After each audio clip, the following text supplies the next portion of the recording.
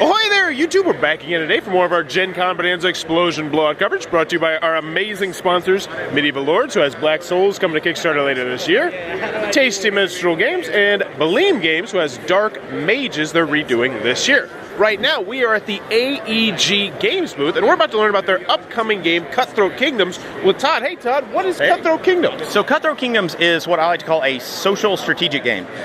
You are playing as various houses who are trying to control this kingdom. They have asymmetric abilities, so some of them may be better at military, some may be better at money, some may be better at card draw, different things like that. You try to control territories with your military by playing your mercenaries and your soldiers on them. Combat's very simple. It's just color matching. So if there's a red, a yellow, and a blue on there, you have to play a red, yellow, and blue to kick them off and then retake the territory. It is very much driven by negotiation. So much of the game can be renegotiated as you play, as long as the other players are agreeable to it. The way you may have to make them agreeable is by buying them off or promising them that you'll leave them alone or different things like that. As you play through the game, you will run into various events like plagues that will break out and make it harder to control territories.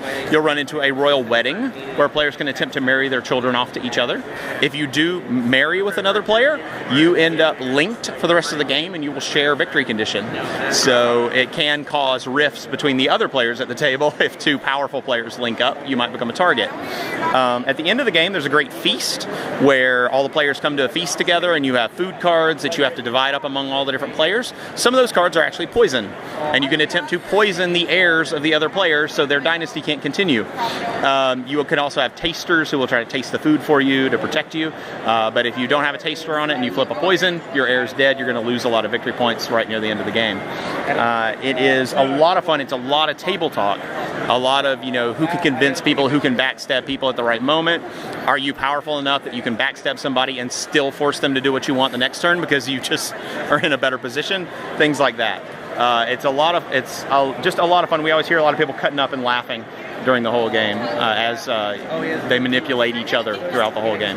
Now, is that not a board, or is that something? It is a tablecloth. It is meant to be the tablecloth of the Great Feast, and those are possibly wine stains, possibly blood stains. We're not entirely sure which. Given the game, it could be either. And how many players does this go up to? 3 to 6. All right. And it will be on sale in October. All right, in October. So if you're looking for a game that definitely reminds me personally of Game of Thrones, which is definitely a good thing. But if you're interested in this, be sure to check that one out. If you're enjoying this Gen Con coverage, please be sure to click on that subscribe button down below and in the comments below. Let me know what's one of the most cutthroat things you've ever done. Oh, one of the most cutthroat things I've ever done was in a game, and I'm trying to remember which.